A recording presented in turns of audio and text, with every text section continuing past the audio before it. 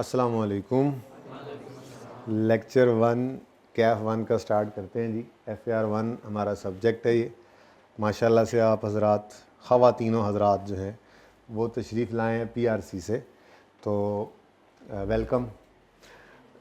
MCQ से अब आप निकल आए हैं, ठीक है। और यहाँ पे आप जो है वो फेस करेंगे म्यूज़िक को। तो आज जो है वो मेरा इंट्रोडक्शन तो है, मेरा नाम उमैर है और सब्जेक्ट का इंट्रोडक्शन आज हम कर लेते हैं। थोड़ा सा टाइम इस पे लगेगा कि हमें पता हो हमने क्या करना है और फिर क्यों करना है, ठीक है। किस चीज़ पे स्ट्रेस ज़्यादा देनी है, क्या क्या एरियाज़ हैं, और थोड़ी स्ट्रेटजी हमारी सामने आ जाएगी। और उसके बाद फिर हम ऑफिशियली आज पढ़ाई भी शुरू कर देंगे, ठीक है। IS 16 आज हमने शुरू करना है, क्योंकि इतना टाइम तो नहीं होता कि मैं यहाँ पे सवारियाँ पूरी करता रहूँ, ठीक है। हम आज से ही पढ़ेंगे इंशाल्लाह। हर सब्जेक्ट की तरह से इसको भी ICAP ने सिलेबस को 3 ग्रेड्स में बांटा हुआ है। ICAP की वेबसाइट से आप सिलेबस को डाउनलोड करके देख सकते हैं। मैंने ये वहीं से कॉपी पेस्ट किया है, बस जो उसकी डिटेल आगे जो है वो ज़रा मैंने ICAP की स्टडी टेक्स्ट के हिसाब से चैप्टर वाइज यहाँ पर लिख दिया है। 3 ग्रेड्स में ये टॉपिक जो ये सिलेबस सारे का सारा FAR 1 का बटा हुआ है। फाइनेंशियल स्टेटमेंट्स को प्रिपेयर करना, ये हर क्लास में ही काटना पड़ रहा है, देखो ना ये गलत बात जो यहाँ पे लिखी हुई है। इतने थोड़े आवर्स में थोड़ा ही पढ़ा जाता है ये तो बस हमारे लिए है, तो हम जितने मर्ज़ी लगा लें, आपने इधर देखना है। फाइनेंशियल स्टेटमेंट्स प्रिपेयर करने हैं, इसकी वेटेज है 35 से 45 नंबर की। क्या चीज़ें इसके अंदर हैं अभी देखते हैं। कॉन्सेप्चुअल फ्रेमवर्क और इंटरप्रिटेशन ऑफ फाइनेंशियल स्टेटमेंट्स, जिसको उर्फ़ आम में रेशियोज़ कहते हैं। परेशानी होना नामों से, अभी नाम आपको कहाँ से पता हो कि जी रेशो क्या होती है, ठीक है। IS 40 क्या बला है और IS 20 क्या बला है, वो सारी चीज़ें इंशाल्लाह हम पढ़ते जाएंगे, आपको आती चली जाएंगी, ठीक है। इसके बाद ये 20 से 30 नंबर की वेटेज इस पोर्शन की है, और फिर अकाउंटिंग फॉर फाइनेंशियल ट्रांजैक्शंस हैं 30 से 40 नंबर की, ठीक है। अब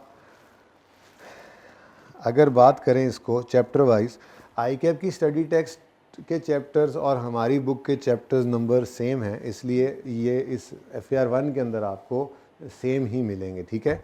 तो मैंने टॉपिक्स को इस सिलेबस के हिसाब से यहाँ पर डाल दिया है, ठीक है। आप लोगों के किताब की तरतीब में नहीं है, और ना हमने किताब की तरतीब में करना होता है। हम किसी एक तरफ से चला करते हैं, अपनी रूटीन के हिसाब से चलेंगे। तो इस ग्रिड के 35 से 45 मार्क्स हैं। इसके अंदर जो टॉपिक्स कवर करते हैं हम, वो है correction of errors. Correction of error कुछ पढ़ा हुआ है इंट्रो में, थोड़ा बहुत। ओरिजिनल रॉन्ग रेक्टिफाइंग कभी सुना है? कोई बात नहीं, यहाँ पे हम तफसील से करेंगे, क्योंकि इसमें माफ़ी नहीं है। आपको मैं अभी एनालिसिस दिखाऊंगा पास पेपर पिछली 5 अटैम्प्ट्स का, तो आपको नज़र आएगा बहुत फ्रीक्वेंटली इसको पिछली 5 अटैम्प्ट में शायद एक बार छोड़ा है उसने, आई थिंक, वरना हर अटैम्प्ट में ये 7-8 नंबर का एक शॉर्ट क्वेश्चन लाजमी आ रहा है, ठीक है। उसके बाद statement of changes in equity है। फाइनेंशियल स्टेटमेंट्स के 5 कंपोनेंट्स हैं, पता है आपको, इंट्रो में पढ़ा, इनकम स्टेटमेंट और बैलेंस शीट। FAR 1 में पढ़ेंगे statement of changes in equity और कैश फ्लो, और नोट्स भी कुछ सिलेक्टेड हम यहाँ पे करेंगे। जैसे IS 16 आज शुरू करना है, इसका नोट बनाना सीखेंगे। फिर हमने IS 40 एक इन्वेस्टमेंट प्रॉपर्टी का स्टैंडर्ड पढ़ना है, उसका नोट बनाना सीखेंगे। EPS एक अर्निंग पर शेयर का स्टैंडर्ड, ऐसे स्टैंडर्ड्स पढ़ेंगे, उनके रेलेवेंट नोट्स भी बनाएंगे। लेकिन तफसीली नोट्स जो हैं, फुल फ्लैज जो फाइनेंशियल स्टेटमेंट्स के नोट्स होते हैं, वो FAR 2 में जाकर बनाएंगे बहरहाल, ठीक है। तो ये statement of change in equity, ये भी एक कंपोनेंट है फाइनेंशियल स्टेटमेंट्स का, जो आपने इंट्रो में पढ़ा था, कंपोनेंट होता है। यहाँ पे हम उसको बनाना सीखेंगे। उसके बाद एक स्टैंडर्ड है, बड़ा ही खूबसूरत है, नहीं पढ़ेंगे छुट्टी करेंगे तो खौफ सूरत है, और अगर रोज़ आएंगे रोज़ का काम रोज़ करेंगे। मैं भूल गया ये पूछना, वो कौन कौन से बच्चे हैं जो ये डिसाइड करके आए कि इस दफ़ा रोज़ का काम रोज़ करेंगे, साथ साथ पढ़ेंगे, टेस्ट नहीं छोड़। हाइब्रिड वालों से भी पूछ रहा हूँ, हाँ, ये सब बच्चे हाथ खड़ा कर रहे हैं। एक हफ्ते तक तो ये कैफियत रहती है ना, है ना। कोई टेस्ट नहीं छोड़ेंगे, इसी अटैम्प्ट में पास करेंगे। कौन कौन है, हाथ खड़ा करें। अच्छा, मैंने कहा पूछ लूँ ना कौन कौन सी जनता किस किस्म की बैठी है इस वक्त। चले, तो IS 8 बहुत ही खूबसूरत टॉपिक है, सवाल लाजमी इसमें से भी आ रहा है, और अगर छुट्टी कर लेंगे किसी भी वक्त में तो खौफ सूरत बन जाएगा ये, फिर काबू में नहीं आएगा। छुट्टी नहीं करनी है, वो मौत है आप लोगों के लिए, ठीक है ना। तो IS 8, फिर IS 7 statement of cash flows और accounting for NPO non profit organisation की हम फाइनेंशियल स्टेटमेंट्स बनाना सीखते हैं। तो इस 5 चैप्टर के ग्रेड में से तकरीबन 40 नंबर का पर्चा आता है, काफ़ी ज़्यादा है, ठीक है। टॉपिक्स थोड़े से हैं, नंबर ज़्यादा सारे हैं, ठीक है। उसके बाद कॉन्सेप्चुअल फ्रेमवर्क है, नॉर्मली एंड पे जाके 2 दिन में पढ़ा दिया जाता है मैक्सिमम, ठीक है। और इसमें कुछ MCQs नॉर्मली आते हैं, लेकिन कभी कभार वो 1-2 बार उसने पिछली 5 अटैम्प्ट्स में 5 से 7 नंबर का सवाल भी दिया होगा इसमें से। फिर अर्निंग पर शेयर एक स्टैंडर्ड है, और रेशोज़। ये सिर्फ 3 टॉपिक्स हैं, सिर्फ 3, जिसमें से ये बहुत कम मार्क्स का आता है नॉर्मली MCQs वगैरह में। यानी यूँ कह लें कि ये 2 टॉपिक्स हैं इस ग्रेड में, और नंबर चेक करो 20 से 30, ठीक है जी। यानी ये भी काफ़ी हद तक मस्ट अपीयर ही टॉपिक्स होते हैं। ये पहली क्लास के अंदर आपके साथ डिस्कस इसलिए कर रहा हूँ ताकि हमें पता हो कि क्या चीज़ कितनी इम्पॉर्टेंट है। कम इम्पॉर्टेंट चीज़ें होती हैं, लेकिन उनका मतलब ये नहीं होता कि वो छोड़नी है। उनका मतलब ये होता है कि उन पे थोड़ा टाइम हम अपने सिलेबस को कवर करते हुए ज़रा कम लगाते हैं, लेकिन जितना चाहिए होता है उतना उस पर भी लग रहा होता है। और जो इम्पॉर्टेंट चीज़ होती है उस पर ज़्यादा टाइम लग जाता है, ज़रूरत से थोड़ा सा ज़्यादा लगाया जाता है, ताकि उनको उनके रिस्क को ज़्यादा अच्छे तरीके से कवर किया जा सके, ठीक है। उसके बाद तीसरी ग्रेड है, इसके अंदर ये 5 का पंजा है, पंजा, ठीक है। इस पंजे के अंदर IS 16, IS 23, IS 36, IS 20 और IS 40, ये 5 टॉपिक्स हम पढ़ेंगे भी इकट्ठे ही। बल्कि इनफैक्ट हम आज IS 16 स्टार्ट करेंगे। ये कुछ भी नहीं है, वही फिक्स एसेट है जो आपने इंट्रो के अंदर पढ़ा था ना, फिक्स एसेट। वो बस ज़रा थोड़े लेवल पे ऊपर बेसिक पढ़ा था।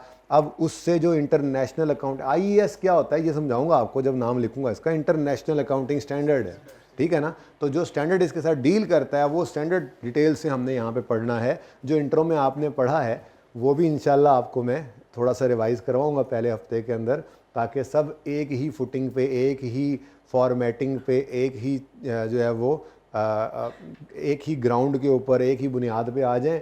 उसके बाद फिर, और ये बहुत इंपॉर्टेंट हफ्ता होगा क्योंकि इसके अंदर जो चीज़ें हैं यहीं से आपने सिंपल, मैंने आपको वही स्ट्रेट लाइन, रिड्यूसिंग बैलेंस वो सिखाने हैं, लेकिन आप लोगों ने गालिबन डिस्पोजल ऑफ फिक्स एसेट नहीं पढ़ा हुआ, तो वो अब इसी हफ्ते के अंदर हो जाना है।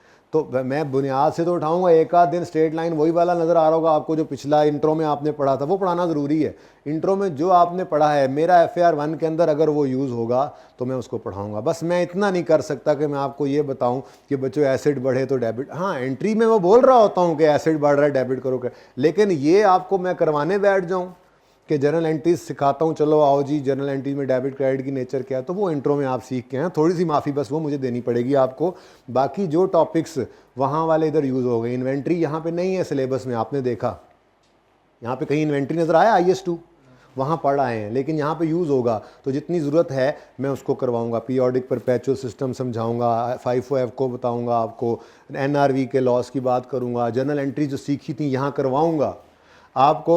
अगर ज़रूरत पड़ेगी एक्रूअल की, जो कि बहुत ज़्यादा ज़रूरत पड़ेगी, तो मैं यहाँ पे उसके ऊपर 1 से 2 दिन तकरीबन उस पर लगाते हैं। तीसरा 2 से ढाई लेक्चर्स लगते हैं, 3 भी लग सकते हैं, क्योंकि उसकी हर टॉपिक के अंदर तो जो यूज़ होना होता है उसमें, तो जो भी आपका इंट्रो का कॉन्सेप्ट टॉपिक यूज़ होना होगा, जितना मुझे FAR 1 में रिक्वायर्ड है वो मैं आपको पढ़ाऊँगा।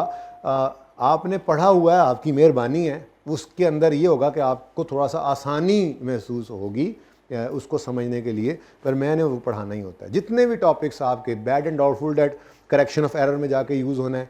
अब जाहिर है आपने वहाँ 5-6 दिन लगा के इंट्रो में पढ़ा होगा, वो डिटेल तो नहीं है, लेकिन आधा पौना घंटा लगा के एक दिन मैं वो रिवाइज़ ज़रूर करवाऊँगा, इस काबिल ज़रूर करूँगा कि जो मेरे लिए ज़रूरी है आपको पता होना चाहिए। तो जो बिल्कुल कोरा भी बैठा होगा, इतना उसको भी समझ आ जाएगा कि वो FAR 1 के अंदर उस काम को कर लेगा, क्योंकि फुल फ्लैश सवाल तो उसका बहरहाल आना नहीं है यहाँ पे। तो ये बात समझ आ रही है। तो ये हमारे पास जनाब ग्रिड है, आपको फ़ोटोकॉपी के अंदर ये मिल गया, इसलिए कुछ नोट करने की ज़रूरत तो है नहीं आपको, ठीक है। क्वेश्चन मैं वहीं से कॉपी करके लाता हूँ, देखो ना कितना सेम है, सेम टू सेम है। ये देखें ना, ये मैंने इंट्रोडक्शन अभी करवाया FAR 2 का, ये देखें मैं क्या कर रहा हूँ, ये क्या करने लगा हूँ मैं, कॉपी और पेस्ट करूँगा यहाँ पे जाके, पेस्ट। तो मतलब इन दोनों पर्चों की नेटूरे, नेटूरे समझते हैं नेटूरे? हाँ, नेटूरे सेम है, ठीक है। दोनों ही अकाउंटिंग के पर्चे हैं, बल्कि ये कॉन्टीन्यूटी चली आ रही है इंट्रो से, वही अकाउंटिंग FAR 1 में यूज़ हो रही है। यहीं से आपने FAR 2 की तरफ जाना है और यहीं से आपने फिर फाइनल की अकाउंटिंग जाके फाइनेंशियल रिपोर्टिंग पढ़नी है, ठीक है। तो हर एक चीज़, ये सीढ़ियाँ हैं, ये आप चलते जा रहे हैं, ये मेन कोर आपका सब्जेक्ट है, ठीक है। तो ये फैला हुआ है पूरे CA के आपके अंदर, ठीक है। तो आपके पास पर्चे के अंदर 9 सवाल आएंगे, जिसमें से 2 सेक्शंस के अंदर बटे होंगे सवाल। सेक्शन A में शॉर्ट क्वेश्चंस होंगे 6 सवाल, जिनमें से एक सवाल MCQs का होगा। आप लोग बोर ना हो, आपके इंट्रो वाले MCQs 10 नंबर के आएंगे, ताकि आप लोगों को वो याद सताए अगर इंट्रो की, तो वो 10 नंबर के MCQs आपके लिए, ठीक है। अकड़ बकड़ करके करते थे वहाँ पे, अकड़ बकड़, अच्छा। तो MCQs 10 नंबर के होंगे। इन 6 सवालों में एक सवाल वो होगा, बाकी 5 शॉर्ट क्वेश्चंस होंगे जो मैक्सिमम 10 मार्क्स के होंगे, उससे ज़्यादा नहीं, ठीक है। अब वो MCQ नहीं होंगे, तो यहाँ पे मेहनत थोड़ी करनी पड़ेगी, ठीक है, प्रैक्टिस करनी पड़ेगी, पर्चा आपको लिख के करना पड़ेगा, ओके। अच्छा, उसके बाद सेक्शन B के अंदर लॉन्ग क्वेश्चंस होंगे। नॉर्मली 3 सवाल होते हैं, ठीक है, इसके अंदर, और 20 नंबर तक जा सकता है सवाल इसमें, यानी एक 20 का आ जाए और बाकी जो है वो 15-15 के 2 आ जाएं, 20 नंबर का 22 का हो सकता है, दूसरे 13-14 के 2 आ जाएं, ठीक है। आई की भी कोशिश यही होती है कि सेक्शन A में तकरीबन 50 नंबर हो। तकरीबन का मतलब ये है कि 2-3 नंबर यहाँ से कम हो के इधर ज़्यादा हो जाएं, यहाँ से ज़्यादा हो के इधर कम हो जाए, कोई इतना मसला नहीं है। लेकिन कोशिश यही होती है कि ये हाफ सेक्शन A में पड़ा हो पर्चे के मार्क्स और हाफ सेक्शन B के अंदर पड़े हो, ठीक है। ये एक ब्लेसिंग ही होती है, अगर आपने अच्छे से तैयारी की हुई है तो छोटे सवाल जो हैं वो आपको नॉर्मली पास करने के ज़्यादा चांस देते हैं। यानी कि अगर आपके मिसाल के तौर पे इन 6 में से 3 अच्छे हो गए हैं सवाल और इन 3 में से 2 अच्छे हो गए हैं सवाल, तो आप काफ़ी हद तक पास हो जाते हैं। बाकी तो छोड़ना कुछ भी नहीं होता। कैसे इस पर्चे को करना है, क्या मसले मसाइल होते हैं, वो इंशाल्लाह डिस्कस करते हैं, ठीक है। वो तो साथ साथ करते भी चलेंगे, ओके। तो ये मैंने इसलिए बताया आपको कि अभी जब मैं आपको पास पेपर का ट्रेंड दिखाऊंगा, पास पेपर्स दिखाऊंगा, तो आपको आइडिया हो कि कौन से टॉपिक्स में से वो सेक्शन A के शॉर्ट क्वेश्चंस बना रहे हैं और कौन से टॉपिक्स के अंदर से लॉन्ग बना रहा है। कुछ टॉपिक्स ऐसे होते हैं जिसमें से लॉन्ग क्वेश्चन नॉर्मली बन नहीं सकता, वरना ICAP की मर्ज़ी है वो किसी टॉपिक से शॉर्ट बनाए या लॉन्ग बनाए, उसको कोई पाबंदी नहीं है। जैसे एक NPO का टॉपिक है, उससे बड़ा सवाल भी ICAP देता आया है, छोटा सवाल भी, रिसेंट टाइम में भी छोटा दिया हुआ सवाल। ऐसे ही कैश फ्लो, बहुत ज़बरदस्त बड़ा मज़े का टॉपिक, बच्चे बड़े खुश होकर कहते हैं कि जी ये आ जाए पास हो जाएंगे, हाँ जी। वो टॉपिक का सवाल जो है वो भी बड़ा सवाल भी आता है और छोटा सवाल भी आता रहता है। तो कुछ टॉपिक्स ऐसे होते हैं जो सिर्फ शॉर्ट क्वेश्चन में यूज़ हो सकते हैं, बाकी बहुत सारे टॉपिक्स ऐसे हैं जो दोनों जगह पे आ सकते हैं, ठीक है। अब मैं आपको ट्रेंड दिखाता हूँ। ये जितना आपने ये सिलेबस, ये जो आपकी किताब के या ICAP की किताब के भी टोटल 13 चैप्टर्स हैं, इन 13 चैप्टर्स को ग्रेड वाइज ही मैंने पास पेपर्स के अंदर जो है वो दिखाया। यहाँ पे तो मैंने सिर्फ लिख दिए हैं आपके लिए MCQs, ये अलग कर दिए, ठीक है, ताकि वहाँ ज़्यादा रश ना पड़े। ये MCQ इस तरह से लिखने का मतलब क्या है, इस अटैम्प्ट में IS-20 एक गवर्नमेंट ग्रांट का टॉपिक है, उसमें से 3 MCQs आए थे। एक 1 नंबर का था, एक 2 नंबर का था, एक ये इस तरह से इसलिए लिखे, मैंने कहा घर पढ़े तो समझ तो आएगा ये क्या 1 + 2 + 1। बेसिकली मैं ये बताना चाह रहा हूँ, शायर इस शेर में ये बताना चाह रहा है कि इस अटैम्प्ट में इस टॉपिक के 3 MCQs आए थे, टोटल 4 नंबर के, ठीक है। तो शायर की बात समझ आ गई है। ऐसे ही डिफरेंट टॉपिक्स हैं, तो हर एक अटैम्प्ट में आप, ये पिछली 5 अटैम्प्ट्स को मैंने उठाया है, इससे पीछे नहीं गया क्योंकि इससे पीछे सिलेबस डिफरेंट था। कॉस्ट अकाउंटिंग का एक चैप्टर भी हुआ करता था, IFRS 15 FAR 2 में जो चला गया है वो यहाँ पे हुआ करता था, और कुछ टॉपिक्स यहाँ पर नहीं थे, जैसे IAS 8 नहीं था वो यहाँ पे आ गया है, EPS नहीं था वो यहाँ पे आ गया है। तो इस अटैम्प्ट से पहले सिलेबस डिफरेंट था। तो अगर कोई बच्चा फुल फ्लेज पेपर, जैसे कुछ बच्चे एंड पे करते हैं ना, करना भी चाहें, तो ये 5 पर्चे ही हैं जो आपने फुल फ्लेज करने। इससे पिछला कोई पर्चा फुल फ्लेज उठाएंगे तो फिर अब ये मुझे बददुआएं देंगे, सर ने तो पढ़ाया ही कोई नहीं, पता नहीं ये कहाँ से पर्चा आया हुआ है। वो सिलेबस चेंज हो गया था, डिफरेंट सिलेबस था। तो अब आपने अगर करने हो एंड पे जाके पास पेपर्स भी, तो ये 5 अटैम्प्ट्स हैं, इससे पीछे आपने नहीं जाना। ये 5 अटैम्प्ट्स का सिलेबस वो है जो हमारा चल रहा है। बाकी सिलेबस वो ये नहीं, वो कुछ चीज़ें FAR 2 से इधर आ गई, कुछ चीज़ें उधर चली गई, कुछ निकल गई, ये चलता रहता है रूटीन के अंदर हर 2.5-3 साल के बाद, ठीक है। तो ये उस फेज़ के चेंज वाले फेज़ से जो है वो निकल कर पर्चा यहाँ पे आया था। तो ये आपके सामने MCQs हैं। और तलब बात ये है कि हर अटैम्प्ट में 10 नंबर के MCQs आते हैं वो किसी भी टॉपिक में से आ सकते हैं। ज़्यादा रेगुलरली नज़र आ रहे हैं आपको, अगर आप देखना चाहें तो आपको IAS 20 में से नज़र आते हैं ज़्यादा। फिर उसके बाद 36 इम्पेयरमेंट वाला स्टैंडर्ड है, उससे भी ज़्यादा आ जाते हैं। फिर उसके बाद आप गौर करें तो ये जिन अटैम्प्ट्स के अंदर इन टॉपिक्स में से ज़्यादा आए हुए हैं ना, इन अटैम्प्ट इनके बड़े सवाल कम देकर इस तरह से इसने मैनेज किया था। बहरहाल ये कोई इतनी मीनिंगफुल बात नहीं है। MCQ कोई अलग से कोई साइंस नहीं होती। जब हम टॉपिक तैयार कर लेते हैं तो हमारे MCQs तैयार होते हैं। आप लोगों को इंट्रो में MCQs वाला पर्चा करवाते हुए भी सवाल पूरे करवाए जाते होंगे पहले सिखाने के लिए, क्योंकि टॉपिक समझ आएगा तो MCQ फिर आप समझ सकते हैं। तो हम टॉपिक कर लेंगे, उसके बाद MCQs भी मैं सारे करवाता ही होता हूँ, कुछ आपसे करवा के बाकी खुद ही करवाता हूँ, लेकिन वो तफसील से करते चलेंगे हम इंशाल्लाह, उससे मसला नहीं है। असल तो मैं आपको ये पैटर्न अब दिखाना चाह रहा हूँ लॉन्ग क्वेश्चंस का, ठीक है, MCQs के अलावा वाले, यानी कि ये आपके लिए जो नई चीज़ है। अगर आप ग्रेड 1 की बात करें तो मैंने जैसे आपको अर्ज़ किया था करेक्शन ऑफ एरर, हाँ, एक अटैम्प्ट मिस हुई है। अब इसमें तकरीबन कोई 10 एक दिन मैं लगा देता होता हूँ, इससे ज़्यादा भी लग जाते हैं, 12 भी लग जाते हैं, ठीक है। ये टॉपिक बच्चों को पता नहीं क्यों परेशान करता है, क्योंकि इस टॉपिक के अंदर भी इसकी अपनी कोई ख़ास चीज़ तो होती नहीं है। इसके अपने 2-3 कॉन्सेप्ट्स हैं, सस्पेंस अकाउंट वगैरह का हो गया, टाइप्स ऑफ एरर कुछ हैं, वरना इसके अंदर IAS 16 की एक एडजस्टमेंट पड़ी होगी, एक एक्रूअल की पड़ी होगी, एक बैड एंड डाउटफुल डेट की पड़ी होगी।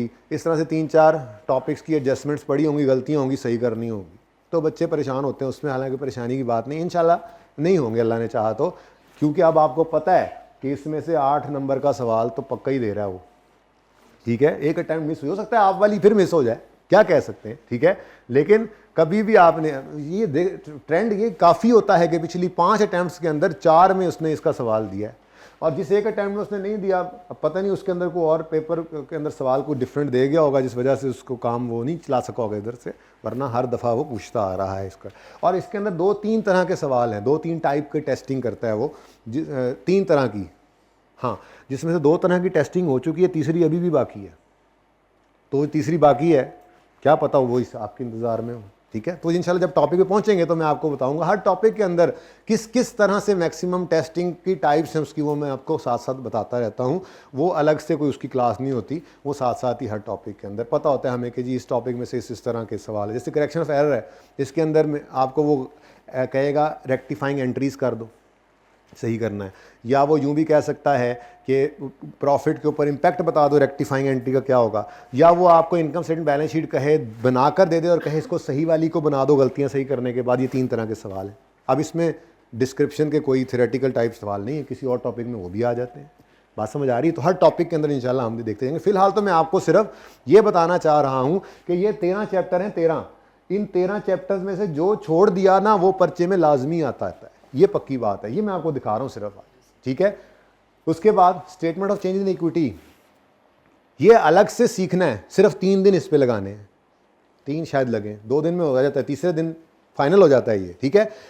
फिर उसके बाद IAS 8 इसके फौरन बाद में शुरू करवाता हूँ, और IAS 8 के अंदर जो ज़्यादातर सवाल हैं उसमें चेंज इन इक्विटी भी है, यानी ये दोनों टॉपिक्स जो हैं वो हमेशा इकट्ठे होकर आते हैं। यानी कि इस अटैम्प्ट से पीछे पीछे इसका सवाल अलग से आ जाता था, क्योंकि उस वक्त IAS 8 नहीं था। जब से IAS 8 आया है, आप गौर फरमाएं, ये सवाल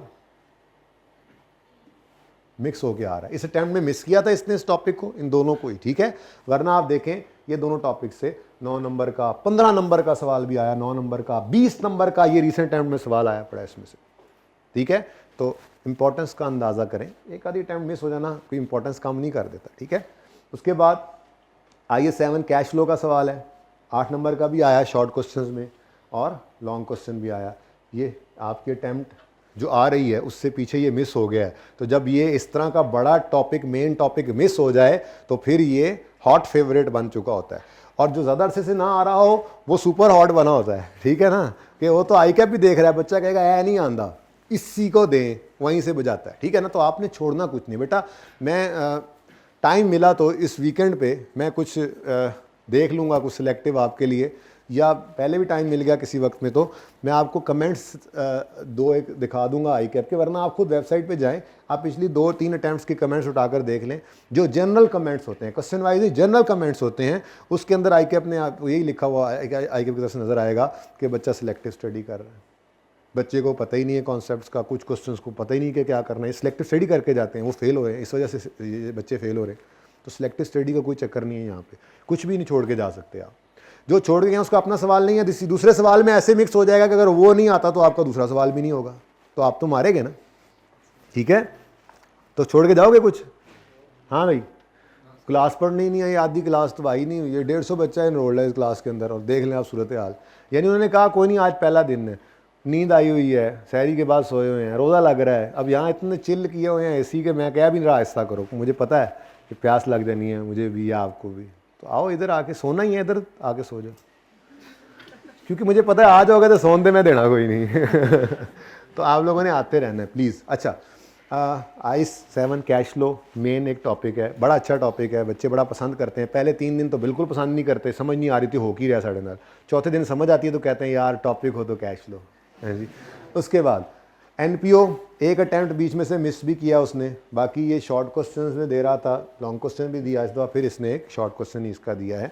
तो ये पूरी ग्रिड से आपको 35 से 45 नंबर उसने एलोकेट किए हुए थे, अगर आप गौर फरमाएं तो इसकी लोअर साइड के ऊपर ही फिर रहा है वो, इस ग्रिड में अपनी लोअर साइड पे रहता है, ठीक है।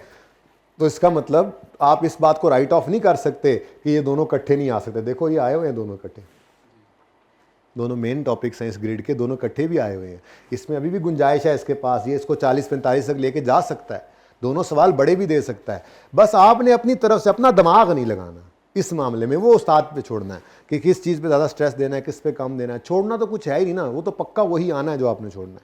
ये तो मेरी बद्दुआ समझे, तो दुआ में बदल देना उसको, कुछ ना छोड़े, ठीक है। जिसको कम स्ट्रेस देना है वो उस्ताद खुद ही कम दे लेता है स्ट्रेस, जितना पढ़ा दिया क्लास में वो इतना इनफ होता है, कम इंपॉर्टेंट के ऊपर भी कि अगर पर्चे में आएगा तो आप उसमें से पासिंग मार्क्स ले सकते हैं, ठीक है। अच्छा जी, उसके बाद ग्रिड बी में जाते हैं। तो ग्रिड बी के अंदर कॉन्सेप्चुअल फ्रेमवर्क, जैसे मैंने आपको अर्ज़ किया, 7 नंबर का इसमें से सवाल एक बार आ गया, 4 नंबर का एक बार आ गया, और नॉर्मली इसमें से वो MCQs पूछता रहता है, ठीक है। ये फ्रेमवर्क के अंदर MCQs किसी अटैम्प्ट के अंदर 3 भी उसने पूछ लिए, एक का दुक्का MCQ आ जाता है। ये छोटा सा एक टॉपिक है, बताया ना आपको, आखिरी क्लास में वैसे एक क्लास का है, लेकिन मैं वो 1.5-2 क्लास लगा देता हूँ उसके ऊपर भी ज़रा, या क्लास लेंथी कर दी जाती है। छोटा सा एक टॉपिक है, ठीक है, बहुत बेसिक्स है, ठीक है। तो उसके बाद ये 2 मेन टॉपिक्स हैं जिसमें से आप EPS की तरफ देखें कैसी नज़रें करम है ICAP की EPS के ऊपर, कि हर अटैम्प्ट के अंदर इसका सवाल आया है। 2 अटैम्प्ट्स में तो काफ़ी गुस्सा भी दिखाया ICAP, ठीक है। 17 नंबर का, 15 नंबर का, फिर 8 का, 10 का, 10 का रेगुलरली आ रहा है, ठीक है। और रेशोज़ के सवाल के अंदर उसने एक अटैम्प्ट मिस की भी है, लेकिन स्टिल आप देखें, क्योंकि देखें ना इस ग्रिड के अंदर है ही क्या, और नंबर देखो 20 से 30 नंबर है, तो मिनिमम साइड पे भी रह रहा है ये, अगर दरमियान में जा भी रहा है, मतलब 20-25 तक जा रहा है, तो ये दोनों सवाल मेन है। फ्रेमवर्क में से तो बड़ा सवाल बन नहीं सकता। अब कोई बच्चा यहाँ से रेशो छोड़ के चला जाए, ये जो अटैम्प्ट पिछली गुजरी है ना, इससे पिछली अटैम्प्ट की बात कर रहा हूँ। एक स्टूडेंट मेरा जो है अच्छा स्टूडेंट था, तो पिछली अटैम्प्ट के अंदर क्लास में फिर बैठा, मैंने कहा भाई किधर, कहता है सर वो कैश फ्लो ना मैं छोड़ के चला गया था, वो सवाल परिचय में आ गया था। ये इस अटैम्प्ट की बात कर रहा था वो। क्यों छोड़ के गए थे भाई? सर वो मैंने कहा था इधर आया था, इधर नहीं आया, इधर आ गया, अब इधर नहीं आएगा। मतलब अजीब सी बात है ना, ठीक है। तो आपने ऐसे कोई काम नहीं करना, वरना अगली बार बैठना पड़ जाएगा क्लास के अंदर, ठीक है। तो मैं आपको अर्ज कर रहा हूँ ना, आज का मकसद ही क्या है, आपको इंपॉर्टेंस का अंदाजा दिलाना कि इतनी सी ग्रेड है, अब ये 3 चीजें हैं बस इसके अंदर, तो कोई कैसे इसमें से कुछ छोड़ सकता है, ये रिस्क कैसे ले सकता है, ठीक है। और ये जो पंजा है, पंजा, इस पंजे के अंदर ये जो है ना, ये बड़ा ही अजीब, ये मैं बच्चों को मिसाल दिया करता हूँ, मैंने पिछली 2 क्लासों में इसका मिसाल कोट भी की कि ये आलू है, आलू जो हर सब्जी के साथ एडजस्ट हो जाता है। IS 16 जो है ना, इसका अपना सवाल तो होता ही है तकरीबन 18 नंबर का, इस दफ़ा नहीं आया वैसे, ठीक है। लेकिन उससे पहले जितने अटैम्प्ट्स हैं पूरा 18 नंबर का सवाल इसमें होता ही है। तो उत्ते देख लो, बाद में खा देना वहाँ कन्फर्म कर रहे हैं इस दफ़ा आया या नहीं आया। लेकिन ये वाला जो टॉपिक है ये नॉर्मली इसके साथ मिक्स होकर आता है, ये भी इसमें मिक्स होता है, ये भी इसमें मिक्स होता है, ये भी इसमें मिक्स होता है। यहाँ पे तो होता ही होता है अपनी ग्रेड वालों के साथ, इधर भी थोड़ा बहुत यूज हो जाता है, चलो यहाँ माफ़ी मिल जाती है, इधर इसकी एडजस्टमेंट होती है, यहाँ पे ये यूज़ होता है, यहाँ पे ये यूज़ होता है, यहाँ पे ये यूज़ होता है, यहाँ पे ये यूज़ होता है, कहाँ कहाँ इससे बचोगे। तो इसके ऊपर हम तकरीबन 22-23 दिन लगा देते हैं IS 16 में। लेकिन और शुरू में आपको क्या लग रहा होता है, यार 18-20 नंबर का सवाल आना है, भाई 18-20 का नहीं आना, अगर हर सवाल की एडजस्टमेंट निकालें ना तो तकरीबन 30 नंबर का सवाल सिर्फ IS 16 में से आया होता है मिला जुला कर। और इंपॉर्टेंस इतनी है कि अगर ये मजबूत है तो आपका सारा FR1 सुकून में गुजरता है, आप सिर्फ वो नया टॉपिक सीख रहे होते हैं। अगर यहाँ पे आपने डंडी मारी होती है, कमजोरी दिखाई होती है, या किसी आसपास वाले सुन के ये कहा होता है यार आइए 16 क्या इतना इंपॉर्टेंट है, आप इतना, वो मारा जाता है, फिर सारा सिलेबस वो होता ही रहता है सारे सिलेबस के दौरान। सोना नहीं है बस, ठीक है। हाँ मुझे पता है रोज़ों में ठंडी हवा लग रही हो, नींद तो आती है। अच्छा तो क्या कह रहा था मैं, नहीं सोने से पहले, हाँ IS-16 की बात कर रहा था। तो IS-16 के ऊपर अब 20-22 दिन लगेंगे और फिर भी बंदे प्यास बाकी होगी कि यार अभी और भी हो, और आपको शायद बोरियत हो जाए, लेकिन जब जैसे जैसे आप सिलेबस के अंदर चलेंगे आगे आप देखेंगे कि इसके बगैर तो चारे कार ही नहीं था। IS-16 नहीं था तो ये तो पूरा पंजाब ऐसे ही नहीं हो सकता, क्योंकि ये जब मैंने IS-16 ख़त्म करना है उससे अगला टॉपिक लेट से मैं IS-36 करवाता हूँ। तो IS-36 पूरा जब हो जाएगा तो फिर IS-16 के एक सवाल ऐसा करेंगे जिसमें IS-36 मिक्स होगा, ठीक है जी। आगे बढ़ेंगे, उसके बाद हम करेंगे IS-23 इंडिपेंडेंटली 8-9 लेक्चर्स लगा के जब हम कर लेंगे, फिर 1-2 ऐसे सवाल करेंगे जिसमें IS-23 इसके साथ भी मिक्स है, ये फिर आ गया।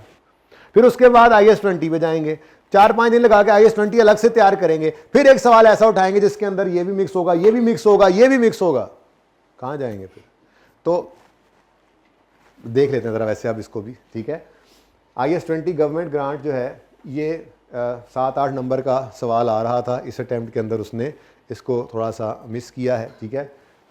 हमने इसको मिस किया है। वैसे तो MCQs भी कोई नहीं आए ख़ास, कोई कितने हैं, 2 नंबर के एक MCQ आया हुआ है, शायद कोई एडजस्टमेंट पड़ी हो, अब मेरे जहन में नहीं आ रही, ठीक है। IS-23 8 नंबर का सवाल आया था, 2 अटैम्प्ट उसने इसको, मतलब ये तो बिल्कुल ही नहीं दिया था इसने, कहीं MCQs दिए हो तो। इस अटैम्प्ट के अंदर एक सवाल जो आया था IS-16 का नोट था, जिसके अंदर IS-23 भी मिक्स था और IS-40 भी आई थिंक एक्सट्रैक्ट्स बनाने थे। बहरहाल इसी तरह से अगर आप आगे देखें तो ये IS-16 IS-40 के साथ मिक्स होकर 17 नंबर का सवाल आना ज़रूर है इसमें, ठीक है। और यहाँ पर ये 13 नंबर का IS-40 का आ गया और ये 8 नंबर का अलग से छोटा सा सवाल गिवन है, ठीक है। नोट इसने इस दफ़ा नहीं मांगा, तो इम्पोर्टेंस का अंदाज़ा लगाएं इसका। IS-36 जो है ये अलग से सवाल 2 दफ़ा आया है, उसके अलावा ये हर जगह पे ये भी मौजूद होता है, ये भी एडजस्टमेंट ही है, बिल्कुल ऐसे जैसे फाइनल अकाउंट्स आप करते थे एक्रूवल की एडजस्टमेंट हर जगह पड़ी होती थी, ये कहीं पे भी आ सकती हैं एडजस्टमेंट्स, ठीक है। तो ये जी थोड़ा सा इसके अंदर भी अगर आप देखें तो वो ग्रिड को तकरीबन फॉलो कर ही रहा है, ठीक है। तो ये आप लोगों के पास मौजूद है। तो आपने अब ये देखा है कि कोई भी चीज़ ऐसी नहीं है जिसको हम छोड़ के ये कह सकें कि चलो जी कोई बात नहीं है, हम रिस्क ले लेते हैं, बड़े तरतीब से चलता है वो। जो चीज़ आप पिछले 5 साल को उठाकर देखें तो कोई ऐसी चीज़ नज़र नहीं आएगी आपको कि जो उसने टेस्ट ना की हुई हो। तो आप ये कह के किसी चीज़ को छोड़ नहीं सकते। आप IS-36 को छोड़ने लगेंगे तो इस दफ़ा हो सकता है वो भी कहे यार 2 हो गई हैं अटैम्प्ट, सवाल नहीं आया, चलो इस दफ़ा इसको डाल देते हैं, ठीक है ना। तो आप लोगों ने जब पढ़ाया सारा जाए तो पढ़ना भी आपने सारा है, ठीक है। अच्छा, उसके बाद जो आपको चैलेंजेस हैं जैसे हर टॉपिक के अंदर होते हैं, इसके अंदर भी ऐसे ही हैं, हर पेपर के चैलेंजेस सेम ही हैं, क्योंकि कैफ के तकरीबन सारे जो न्यूमेरिकल पेपर्स हैं उनके चैलेंजेस मोर और लेस सेम हैं, ठीक है। जैसे कि इसका पेपर बहुत लेंथी होगा, इसका सिलेबस बहुत लेंथी है, ठीक है, इसका सिलेबस लेंथी है। स्पेलिंग यही होते हैं, बताते रहना मुझे, अंग्रेज़ी का उस्ताद थोड़ा ही, ठीक है। लेंथी सिलेबस को टैकल करने का तरीका यही है कि हम छुट्टी ना करें, कोशिश पूरी करेंगे, ठीक है। और उसके बाद जैसे हमने आइडेंटिफाई किया जो इम्पॉर्टेंट एरियाज़ हैं, कोर एरियाज़ हैं, टेक्निकल एरियाज़ हैं, उन पे ज़्यादा टाइम दें। लास्ट टाइम में मेरी यही कोशिश रही थी, 2 वॉल्यूम्स में आपकी किताब बटी होती है, जिसके अंदर पहले वॉल्यूम में ये 5 IS-16, 36 वगैरह ये 5 और छठा चेंज इन इक्विटी होता है, और अगला दूसरा वॉल्यूम उसमें बाकी सारा सिलेबस होता है। तो कोशिश यही लास्ट टाइम भी की थी कि वॉल्यूम 1 में जितना टाइम लगे वॉल्यूम 2 पे उससे कुछ ज़्यादा ही लग जाए, क्योंकि एंड पे आते आते बच्चा जो है ना वो थोड़ा सा कैजुअल हो रहा होता है, मार्क्स भी उसमें से काफ़ी ज़्यादा आ रहे होते हैं, ठीक है। तो कोशिश यही करेंगे कि इंपॉर्टेंट एरियाज़ पे हम फोकस करें, उस पर ज़्यादा टाइम लगाएं, ठीक है, और इस लेंथ को कवर करना है। इसमें ये नहीं मैं कह सकता कि लेंथी सिलेबस है तो हम अपना चॉइस पे कुछ छोड़ देंगे। उसके अंदर हम ये कर सकते हैं कि हम जो है वो इसको दिल जमी के साथ पढ़ें, रोज़ आएँ, कभी कभार छोटी मोटी एक्स्ट्रा क्लास वो हम साथ साथ ही करते रहेंगे ताकि एंड पे कुछ ना हो। उस एक्स्ट्रा क्लास के अंदर क्या होगा, जैसे टेस्ट क्लास के अंदर हुआ उसकी डिस्कशन है तो मैं नॉर्मल क्लास में नहीं करूँगा, बल्कि उसको मैं ए वीक में एक क्लास ऐसे रख लिया करेंगे, वो मैं ऑनलाइन भी प्रोवाइड कर दिया करूँगा उसमें। लेकिन सजेस्ट यही करूँगा कि बच्चे फिजिकली लें उसको, उसमें टेस्ट डिस्कस कर लेंगे। टॉपिक ख़त्म हो गया, MCQs रहते हैं, नॉर्मल क्लास में 2-4 कर लिए, बाकी आपने कर ली, उसके बाद एक्स्ट्रा क्लास में बैठ के उसको जो है वो हम सारे कंप्लीट कर लेंगे। इससे फ़ायदा ये होगा, अब लास्ट टाइम भी सेशन में हमने शायद, मेरा नहीं ख्याल कोई संडे ऑन किया हो, शायद लास्ट संडे ऑन हुआ हो, उसके बाद वैसे ही सिलेबस ख़त्म हो गया हो। तो कोशिश यही करेंगे कि संडे ऑन ना हो और एंड पे जाके मतलब थोक में ना क्लासें एक्स्ट्रा हो रही हों, उससे फिर बहुत बैलेंस आउट होता है। बाकी पेपर भी चल रहे होते हैं, हर किसी ने वो उठाया होता है, हाँ जी, उस्ताद ने, तो वो उससे बेहतर ये है कि हम अपनी पेस स्टार्ट से ही अच्छी रखें ताकि एंड तक भी अगर हमारी कोई एक्स्ट्रा क्लास हो रही हो तो वही 1 या 2 एडिशनल एक्स्ट्रा क्लासेस वो भी थोड़ी थोड़ी होंगी। आपकी क्लास तो वैसे भी आइडियल है कि इसमें ज़ोहर की ब्रेक करें, 15-20 मिनट के बाद आके आधे पौने घंटे की रिकॉर्डिंग करें और घर चले जाएं जब कभी करना हो। तो ये स्टार्ट से इसीलिए साथ साथ लेकर चलेंगे, एंड पर बोझ ना हो, और एंड पे भी हमारी क्लासेस इसी पेस पे चल रही हों जिस पेस पे इस पहले महीने में चल रही होंगी। उससे आपका ज़रा बैलेंस रहेगा, बाकी पेपर्स भी इफेक्ट नहीं होंगे और ये भी इफेक्टिवली होता चला जाएगा। ठीक है, तो लेंथी सिलेबस है, ज़रूर लेंथी पेपर है। ठीक है, लेंथी पेपर जो है, मुझे बता दो स्पेलिंग यही होते हैं इसके, क्या एक और एच भी होना है इधर? नहीं यार, फर्स्ट एच नहीं आएगा। नहीं, गलत यकीन भी नहीं रखना। मैं तो भैया खुद गलती करूँ अगले दिन आके मैं मान लेता हूँ कि भाई इंसान हूँ, बतकाज़ा है बशरियत, गलती हो गई है, गलती मान लेनी चाहिए। हैं जी, लेंथी होता है जी पेपर इसका। अब इसके लिए आपने क्या करना है, इसके लिए आपने अपनी प्रैक्टिस को टाइम बाउंड कर देना है। ठीक है जी, टाइम बाउंड प्रैक्टिस करनी है। जब कभी टेस्ट देना है या होमवर्क करना है, आपने ऐसे नहीं करना कि आपने टेक लगाई, तकिए के साथ चाय का कप साथ रखा हुआ है एक तरफ, और ऐसे करके ना ऐसे नींद दराज होकर हैं, टांगों के ऊपर किताबें पड़ी हैं, एक तरफ मोबाइल पड़ा है, एक तरफ चाय का कप पड़ा है, दरमियान में किताब भी पड़ी है। अब चाय की चुस्की भी लेनी है, सवाल हो रहा है जी होमवर्क का, और मोबाइल भी देखना है, मैसेज आया तो जवाब भी दे लेना है, और सवाल भी हो रहा है, तो फिर पर्चे के अंदर भी आपको इतना टाइम चाहिए होगा क्योंकि आपके दिमाग ने तेज़ काम करना सीखा ही नहीं। तो PRC से आप लोग आए हैं, आपने ये जहन में रखना है कि अगर आपके पास 10 मार्क्स का पर्चा है, सवाल है, तो आपने उसको 1.8 से मल्टीप्लाई करना है। मतलब 180 मिनट पूरे पर्चे को करने के लिए होते हैं और 100 नंबर होते हैं। इसका मतलब हर नंबर के लिए हमारे पास अवेलेबल है 1.8 मिनट। ये आपको करना पड़ेगा। इसमें कोई आप बाहर निकल के मजाक उड़ा रहे हो मेरा, हाँ एक नंबर था 1 मिनट 10 रेसन, ओ भाईजान इसके बगैर काम नहीं होना। ठीक है, हाँ, सब ध्यान से इस बात को सुन लें। और ये काम पेपर में बैठ के भी नहीं होना, ये काम आपको आज से अभी से करना पड़ेगा। ठीक है, क्लास के सवालों की माफ़ी है जी, क्लास के सवालों के ऊपर ये अप्लाई नहीं होता, क्योंकि क्लास के सवालों के अंदर चीज़ों को समझाया जा रहा होता है। तो ये हो सकता है एक 10-12 नंबर का सवाल हो और हमारा 1.5 घंटा उसी पे लग जाए, लगेगा, क्योंकि एक चीज़ समझाई जा रही होती है। लेकिन आपने जब घर जाके उसी सवाल को दोबारा करना है या होमवर्क का सवाल करना है, तो आई वुड सजेस्ट पहले 2-3 दिन ज़रा मसला भी आएगा। जैसे कैश फ्लो का सवाल टॉपिक शुरू हुआ तो पहले 2-3 दिन तो टॉपिक की समझ नहीं आ रही होती, फॉर्मेट समझना, तरतीब बनना 2-3 दिन लगते हैं, कोई मसला नहीं। अगर 25 मिनट में सवाल होना चाहिए था, आपसे 45 मिनट में हो रहा है, तो हिम्मत नहीं हारनी, टाइम नोट करना है। 45 मिनट नोट करोगे तो अगली बार 40 पे लाओगे ना, नोट ही नहीं करोगे तो। और जब आप देखोगे कि ये with the passage of time 3-4-5 दिन जब उस टॉपिक को गुजरेंगे, वो टॉपिक ज़रा सीधा हाथ होगा उसमें, तो वो आपका अगर 25 मिनट एलोकेटेड टाइम है तो 30-35 मिनट में होने लग जाएगा। काफ़ी है, ये भी काफ़ी है। फिर हर हफ्ते में एक टेस्ट हुआ करेगा, उसमें भी आपने यही एप्लीकेशन करनी है, जैसे पर्चा ICAP का होता है वैसे। फिर आखिरी महीने जब घर पे बैठ के तैयारी करनी है, यानी आपने एक आदत बना लेनी है कि आपने जब भी कभी सवाल करना है, मार्क्स को 1.8 से मल्टीप्लाई करके करना है, वरना नहीं करो, फ़ायदा नहीं है। वरना अगर आप लोगों को, जितने भी आपके कोई सीनियर्स हैं जिन्होंने कोई चोट खाई हो यहाँ पर, तो आप उनसे अगर पूछेंगे तो उनका एक सबसे बड़ी बात ये होगी कि जी पेपर लेंथी था, आता तो सब था।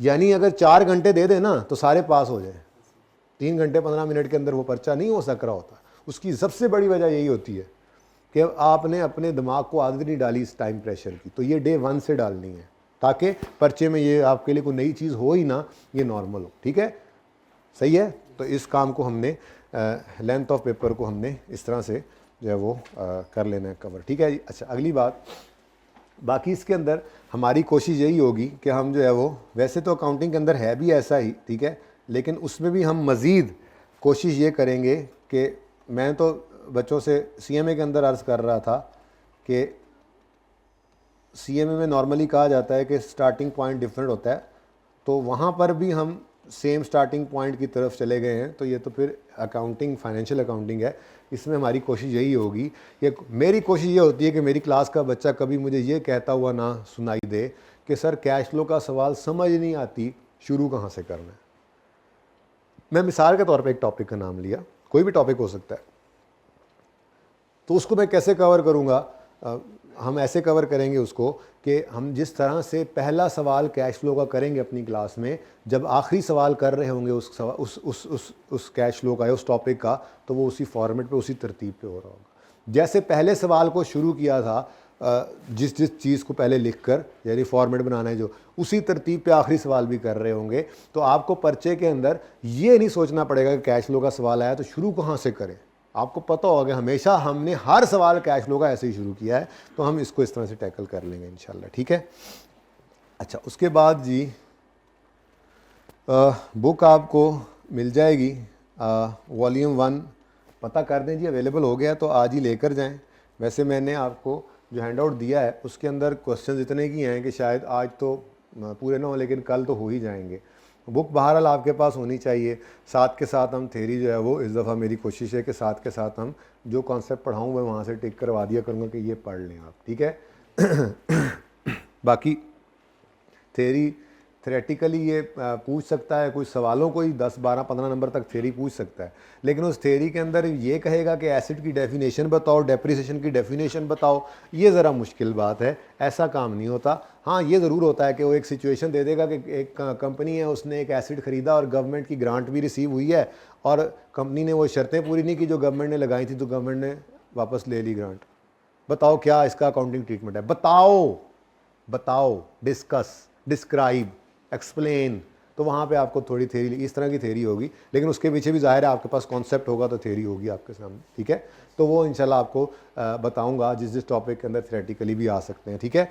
तो बुक का जो आप वो वॉल्यूम 1 आप जाके आज ले लीजिएगा, और ऑनलाइन वाले बच्चे जो हैं उनके ग्रुप्स में मैं मैसेज करवाऊँगा जब वो पब्लिशर कहेंगे कि जी हमारे पास अवेलेबल है, क्योंकि पुराने वाली के अंदर वैसे किसी के पास पुरानी बुक है तो उसके साथ वाले बच्चे के पास नई है तो काम चल जाएगा, कोई मसला नहीं है। मुझे कोई शौक़ नहीं है, ना मेरा कमीशन है कोई उस पर, ठीक है। लेकिन नई किताब के अंदर ये है कि कुछ गलतियाँ जो पिछली दफ़ा रह गई होती हैं वो सही की जाती हैं, और रीसेंट अटैम्प्ट डाल दी जाती है। वॉल्यूम 2 के अंदर 2 पिछले अटैम्प्ट 1, 2, 3 टॉपिक्स की रह गई थी पिछली भी, तो वो इकट्ठी डल गई। उसके बाद कोई छोटी मोटी एग्जांपल्स, कोई छोटी मोटी इंप्रूवमेंट चीज़ें जो हैं वो बहरहाल इंप्रूव हो ही रही होती हैं उसके अंदर। तो अगर बुक नहीं है तो फिर बुक नहीं लीजिएगा, और अगर अवेलेबल है, आप पहले से आपके अपने पास है, तो कोई मसला नहीं, फिर साथ किसी ऐसे बच्चे के बैठिएगा जिसके पास नई बुक हो, ताकि अगर कोई चीज़ चेंज हो तो आपको पता लग जाएगा, वो सफ़ा तो कॉपी करा ले, ठीक है। तो बुक वॉल्यूम 1 आप फ़ोटो कॉपियर से ये ले लीजिएगा आज, ठीक है। आज मैंने हैंड आउट दे दिया है, कल भी होपफुली कुछ इसमें से चल जाएगा, लेकिन शायद कुछ थेरी के लिए उधर जाना पड़े, ठीक है। तो आप ले लीजिएगा। ज़ाहिर सी बात है, जब तक नहीं लेंगे मैं हैंड आउट्स तो देता रहूँगा। मुझे तो जब बच्चों ने हाथ खड़ा करना है जी किताब नहीं है तो मैं हैंड आउट दे दूँगा, मुझे उससे मसला नहीं है। मसला आपको होना है कि वो हैंड आउट जो है वो फिर आगे पीछे हो जाने हैं, और किताब आपके पास है तो जो आपने उस दिन आज उसके ऊपर बताई हुई बात लिख लेनी है वो आपको याद रह जानी है, ठीक है। तो कोशिश कीजिएगा एज सून एज़ पॉसिबल आप ले लें किताब। और कोई बात रह गई हो, हैं कुछ सवाल है आप लोगों का तो जी स्टूडेंट?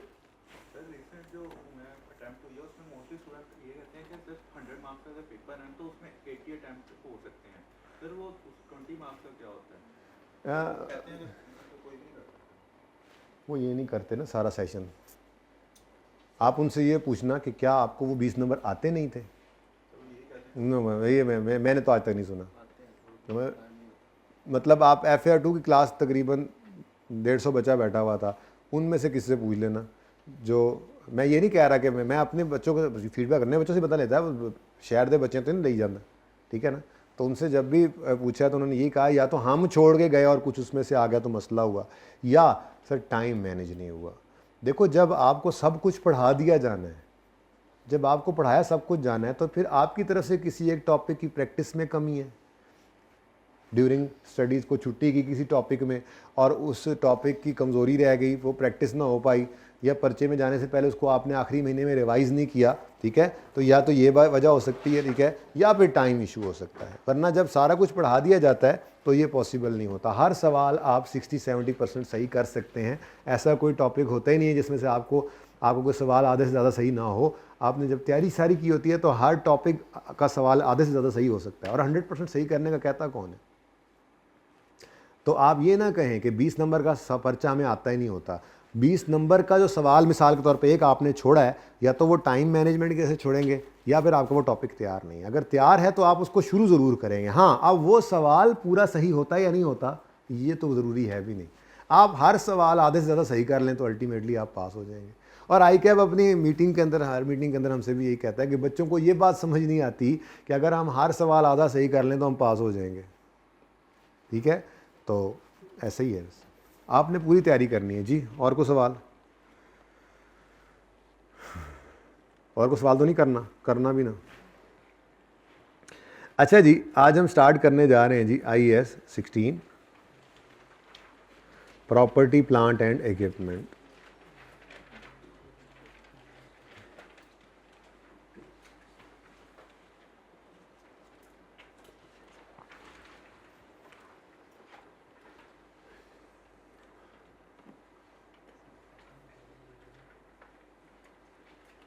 चलें जी, टेक्निकल डेफिनेशन मैं फिर आपको कभी पढ़ाऊँगा इंशाल्लाह। अभी सादा बात रखते हैं और थोड़ी प्रैक्टिस करते हैं, चीज़ों को याद करने की कोशिश करते हैं। आपकी किताब के अंदर, अब पिछली दफ़ा ये लेक्चर नोट्स एंड पे होते थे, अभी ये कॉन्सेप्ट बिल्डिंग क्वेश्चंस के नाम से यहाँ पे मैंने डाल दिए हैं। आपकी किताब के अंदर ये पेज नंबर, उम्मीद है मुझे आज के दिन में मिल जाएगा,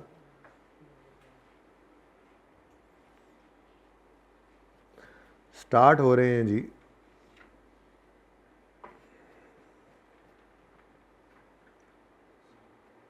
बंद कराना है एसी, थोड़ा स्लो करा दें जी एसी, बच्चों को ठंड लग रही है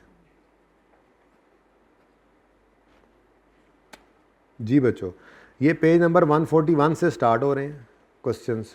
इनमें से मैंने आपको जो आपको हैंड आउट दिया है उसमें ये पहले 5 सवाल हैं, यानी मैंने पेज नंबर नहीं लिखा, बस आप ये जहन में रखिएगा कि ये जो क्वेश्चंस हैं ये कॉन्सेप्ट बिल्डिंग क्वेश्चंस हैं, ये छोटे छोटे क्वेश्चंस हैं। ये क्वेश्चन पर्चे में नहीं आते, लेकिन ये क्वेश्चन से ही मिलकर पर्चे वाला जो है वो क्वेश्चन बना होता है। यानी ये छोटे छोटे कॉन्सेप्ट्स हैं, इन्हीं की बेस के ऊपर बड़ा सवाल बनता है, और कोई आसमान से नहीं उतर आता, ज़मीन से नहीं उग आता सवाल, ठीक है।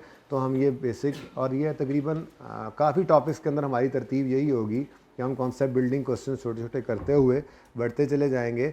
ये वाही टॉपिक है जिसके अंदर आपको पास पेपर पे जाने के लिए अच्छा खासा टाइम लग जाता है। वरना नॉर्मली तो मैं पास पेपर से ही सवाल, कुछ पहले सवाल करते हैं, उसके बाद फिर टॉपिक समझते हैं उसी में ही सवाल करते हुए। तो बहरहाल यहाँ पे आपको बेसिक का नॉलेज जो है आपका वो रिवाइज़ कराना पड़ेगा पहले, उसके बाद ही जाके फिर पता लगेगा कि आपको ये टॉपिक आता है या नहीं। बहुत इंपॉर्टेंट टॉपिक है, जैसे मैंने आपसे अर्ज़ किया कि इसका अपना सवाल तो 18-20 नंबर का आ ही रहा होता है, लेकिन सारे पर्चे के अंदर इसकी एडजस्टमेंट्स को अगर मार्क्स एलोकेट करें तो ये 30-35 तक पहुंच जाता है। तो ये कोई कम नंबर्स नहीं है, इसका आना आपको पासिंग के करीब लेके जा सकता है और इसका ना आना फेलियर की तरफ ले जाता है, ठीक है। तो इसको ध्यान से पढ़ना है। तो ये 5 क्वेश्चन हैं, आई थिंक 6, 7, 8, 9 इसलिए नहीं दिए थे कि ये रिड्यूसिंग बैलेंस मेथड है, वो कल करवाऊंगा या कल भी शायद ना करवाऊँ। कल रिड्यूसिंग बैलेंस, कल स्ट्रेट लाइन के डिस्पोजल की तरफ ले जाऊँ अगर आपकी प्रैक्टिस ठीक हुई तो, और फिर जब डिस्पोजल भी हो जाएगा फिर रिड्यूसिंग बैलेंस करके फिर उसका डिस्पोजल, फिर चेंज की ट्रांजेक्शन, फिर चेंज इन एस्टीमेट। ये बेसिक चीज़ें करने के बाद फिर मैं नेक्स्ट वीक में रीवैल्यूएशन स्टार्ट करूँगा। रीवैल्यूएशन आपने पहले बिल्कुल भी नहीं पढ़ रखी, डिस्पोजल भी खैर नहीं पढ़ रखा। फिर रीवैल्यूएशन के ऊपर हम कम से कम 1 हफ़्ता लगाएंगे और टिका के उसको कर लेंगे। फिर हम पीपीई का नोट बनाना सीखेंगे, और ये कोई तकरीबन कोई 13-14 लेक्चर में जाके हम पीपीई का नोट बनाएंगे, और फिर हम उस लेवल पे आ चुके होंगे कि पास पेपर के सवालों को हम करना शुरू कर देंगे, ऑपरेट करेंगे जो पास पेपर में सवाल आता है इस टॉपिक से। जाहिर सी बात है सारे सवाल नहीं होंगे, क्योंकि कुछ सवाल आपको पता है, मैंने बताया मिक्सचर होते हैं, तो वो अगला टॉपिक पढ़ते जाएंगे तो फिर इनको भी करते चले जाएंगे, ठीक है। तो फास्टन कर लें सीट बेल्ट्स। और कौन सा सवाल है जी? 5 के बाद कौन सा है? 13। ये देखो जी, ये यहाँ तक सोल्यूशन, ये सोल्यूशन अब आप किताब में ही मिलेंगे, ठीक है। ये 13 आ गया, ये शायद आज हो गया तो आज करवा दूंगा, और फिर कुछ करवा दूंगा, कुछ होमवर्क में दूंगा, ठीक है। तो ये 2 सफ़ों के ऊपर छोटे छोटे सवाल हैं, पता नहीं ये कब तक हों, लेकिन मेरे ख्याल में ये मैक्सिमम कल तक ही का काम निकाल सकेंगे, तो आप कोशिश करके बुक ले लीजिएगा, ठीक है। अच्छा जी, बात शुरू करते हैं। आज हम थोड़ी बुनियादी बातें करते हैं जी पहले, ठीक है। टेक्निकल डेफिनेशंस पढ़ने के लिए तो पूरा सेशन पढ़ा है इंशाल्लाह, ठीक है। वो में जब आपको थोड़ा टॉपिक रवा हो जाएगा तो फिर मैं आपको वो एक 2 सफ़े दे दूंगा, उनको डिस्कस करते रहेंगे इस दफ़ा साथ साथ ही, ठीक है। तो एसिड क्या है जी, कोई बता सकता है? एक ऐसा रिसोर्स जो एंटिटी कंट्रोल कर रही है due to a past event, जिससे फ्यूचर में इकोनॉमिक बेनिफिट आएगा। ज़्यादा मुश्किल लगे तो इससे भी आसान कोई अपनी मादरी ज़बान में, पंजाबी, पश्तो, सराइकी, बरोही, किसी में भी आप अपने एसिड को याद रख लो, मुझे उससे कोई जो है वो सरोकार नहीं है। एसिड की डेफिनेशन उसने नहीं पूछनी, पता होना चाहिए होता क्या है, ठीक है। तो a resource controlled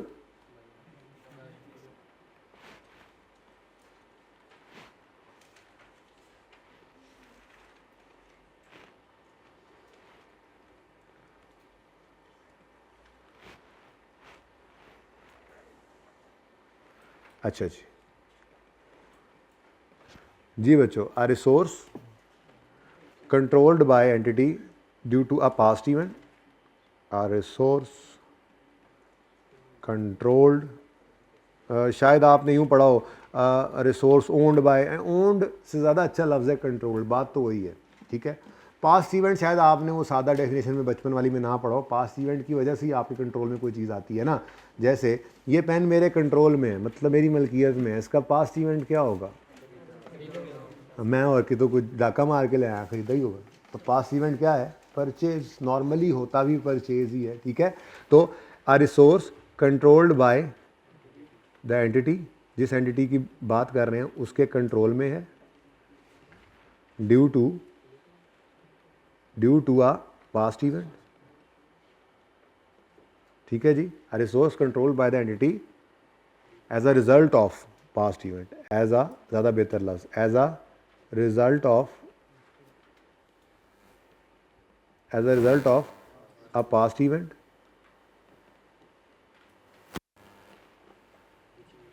which is expected to give, ये ज़्यादा और बेहतर, थोड़ा सा बड़े भी तो हो ना साथ साथ, बात वही है लेकिन थोड़ा टेक्निकल। आप देखो ना, ये एक्सपेक्टेशन की बात मैंने कर दी। अब यहाँ से मैं आपको आज या कल किसी भी वक्त में मैं आपको एक्सपेक्टेशन के अंदर चेंज के बारे में बताऊंगा, क्योंकि उसकी अकाउंटिंग हमने कोई 2-4 दिन में करनी होगी, चेंज इन एस्टीमेट जिसको कहते हैं। तो थोड़े साथ साथ बड़े भी होते रहेंगे, लेकिन ऐसे बस ताकि इंट्रो में से ही चलते चलते एकदम से हम अगली सीढ़ी पे खड़े हुआ करेंगे, इस तरह से कोशिश करते जाएंगे, ठीक है। Which is expected to give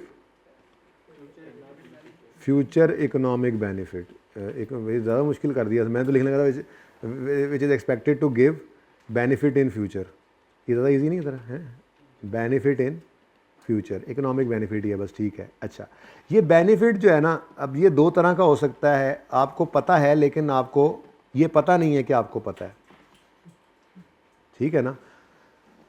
benefit कैसे है? मिसाल के तौर पे आपने एक एसेट लिया, अब वो आपके फ्यूचर में, यार ज़्यादा ही स्लो कर दिए अभी, पड़की लग जानी है।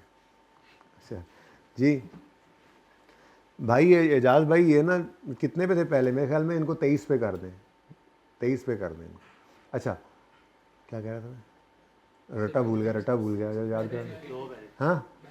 हाँ बेनिफिट्स, मैंने कहा भाई एक एसेट है, वो आपको 2 तरह के फ़ायदे दे सकता है, या तो वो आपके रेवेन्यू को यानी सेल को बढ़ा देगा, या कोई आप बता दो, गलत बता दो, क्या हो जाएगा? फेल हो जाओगे। हाँ हाँ,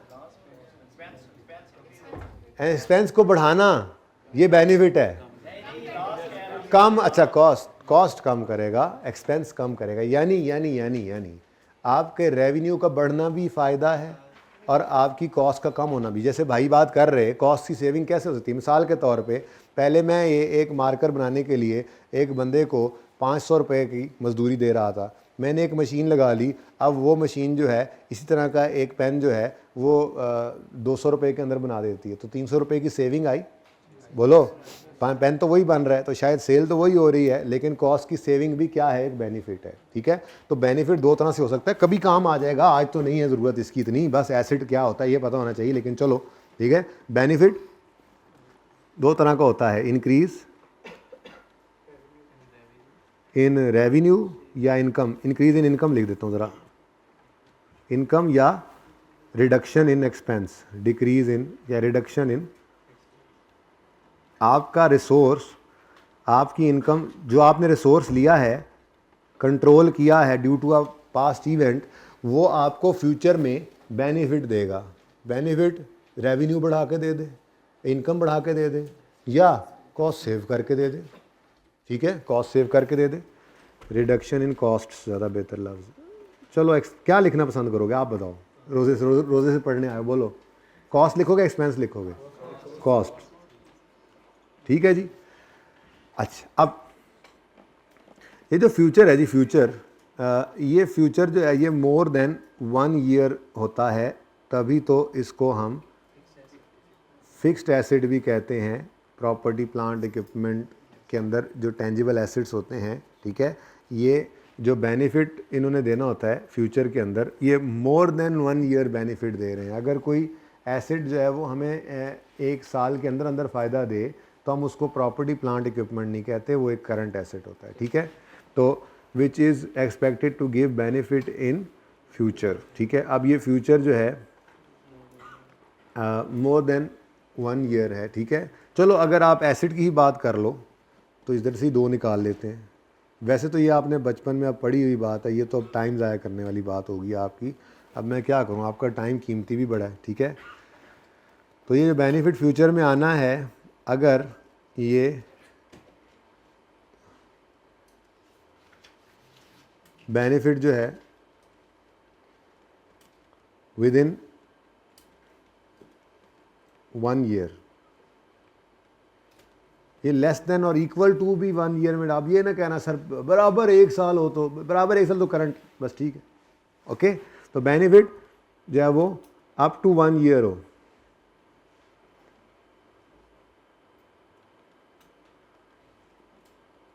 तो उसको आपने पीपीई नहीं कहना, बल्कि ये क्या है आपका, ये करंट एसेट होता है।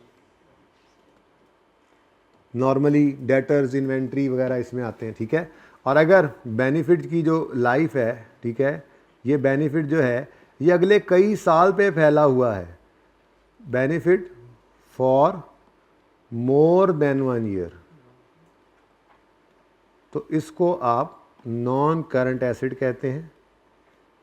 तो ये जो IAS 16 है, ये इन्हीं इकोनॉमिक रिसोर्सेज के साथ डील करता है, जो कि 1 साल से ज़्यादा अरसे के लिए हमें फ़ायदा दे।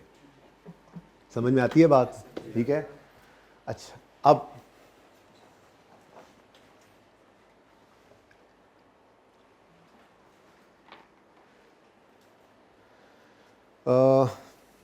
मिसाल के तौर पे हमने एक दुकान बनाई छोटी सी, ठीक है, और उस दुकान में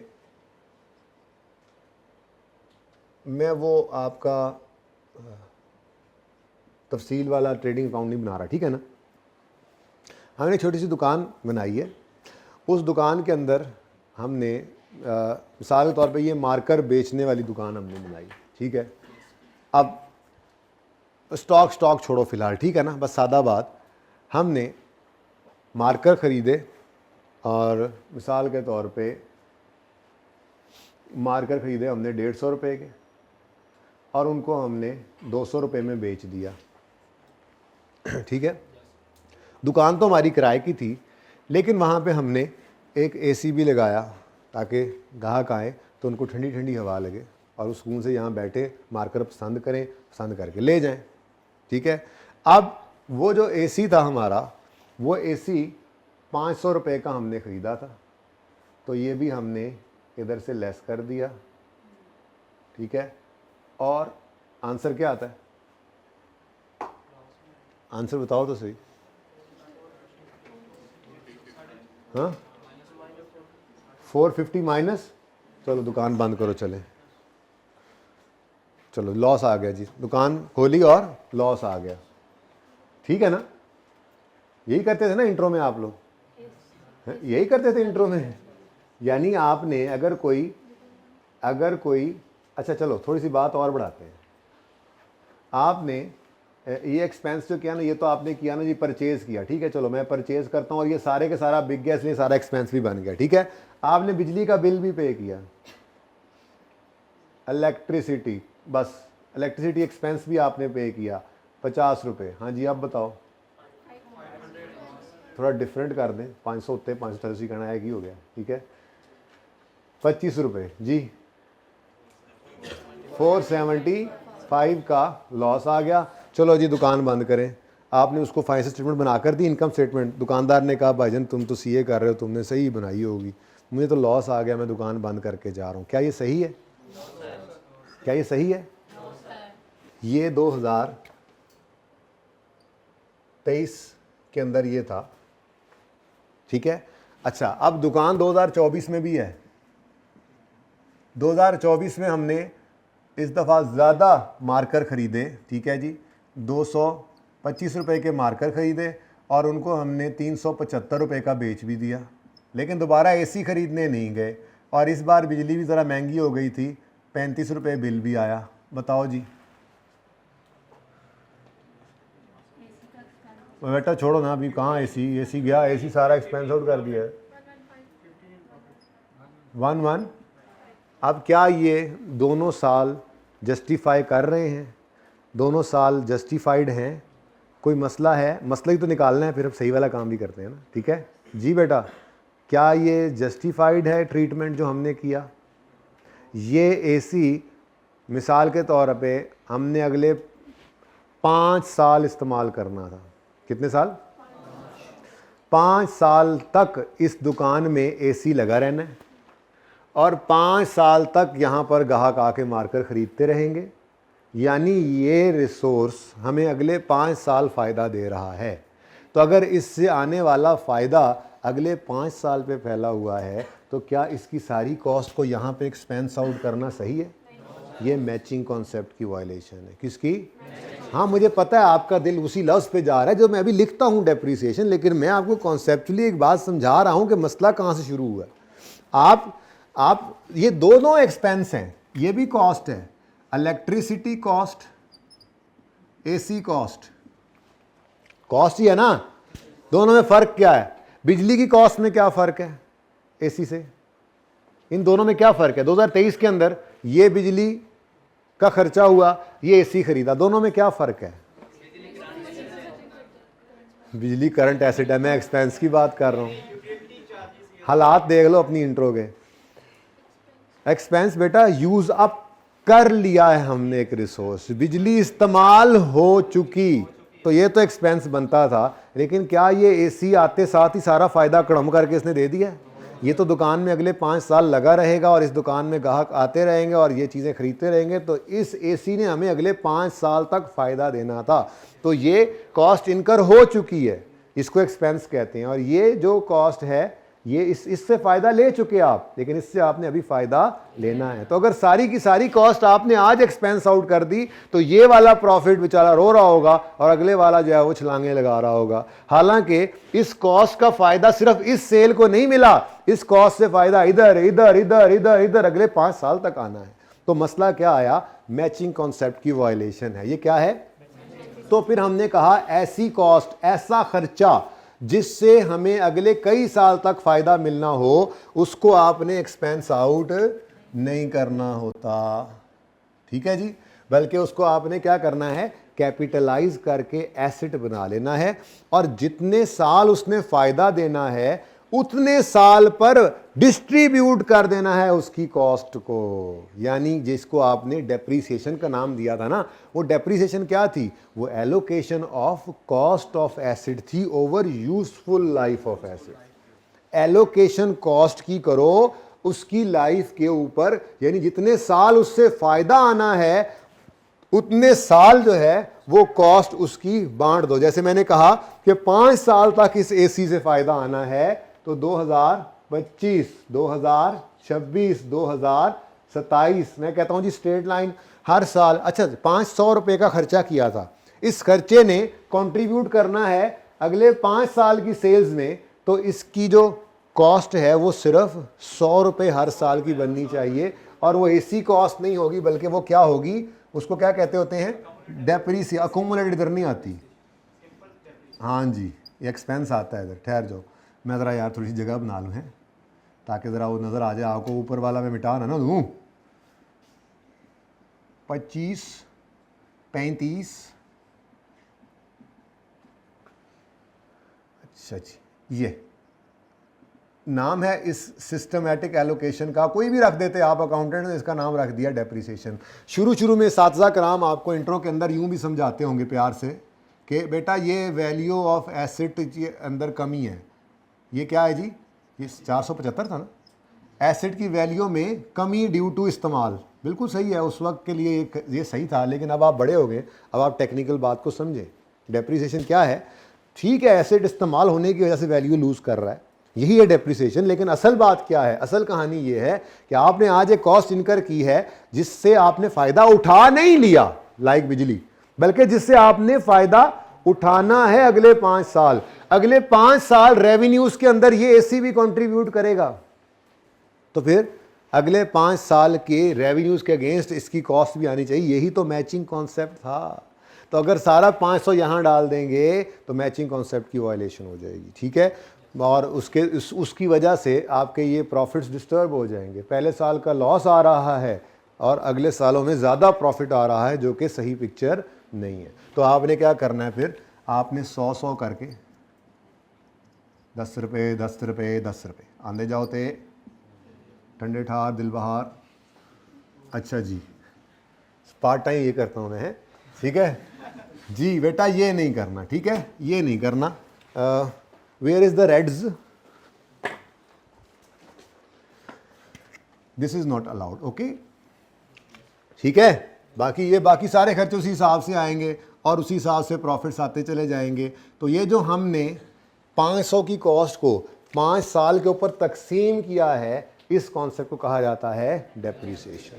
अब टेक्निकली अगर इसको बोलें, बचपन में आपने क्या सीखा हुआ है, बचपन में आपने सीखा हुआ है डेप्रिसिएशन क्या है, it is reduction in value of asset due to use with the passage of time, ठीक है। उस वक्त तक ये ठीक था, लेकिन आज आप टेक्निकली इस बात को समझ गए हैं तो बोल भी सकते हैं कि डेप्रिसिएशन क्या है, सिस्टमैटिक एलोकेशन। सिर्फ एलोकेशन भी नहीं है, एलोकेशन का मतलब ये था कि 500 में से यार 100 इधर कर दो, 300 इधर रख लो, और फिर 25-25 इधर कर लो, और फिर 50 इधर कर लो। ऐसे थोड़ा ही है, कोई एक तरतीब होगी ना, ठीक है।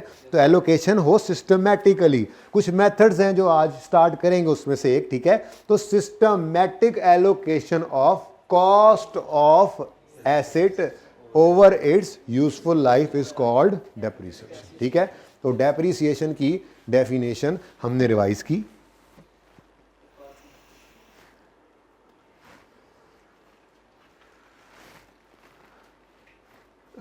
डेफिनेशन मैं लिखता हूँ, तो आमिर भाई पार्ट 2 पे शुरू करते हैं, ठीक है जी। डेप्रिसिएशन की डेफिनेशन क्या बनी जी, इट इज़ कौन लिखे, अब आपने लिखना होगा, यहीं से लिखें, systematic allocation of cost of asset over it's useful life. अब यहाँ नया कट्टा खुल जाना है, कट्टा समझते हैं, son of buffalo. Useful life और इकोनॉमिक लाइफ में क्या फ़र्क है, तो वो इंशाल्लाह पार्ट 2 में एक वो क्या कहते हैं, किसे कौन सा वक्फा लेते हैं एक कमर्शियल ब्रेक, पार्ट 2 के अंदर बताता हूँ।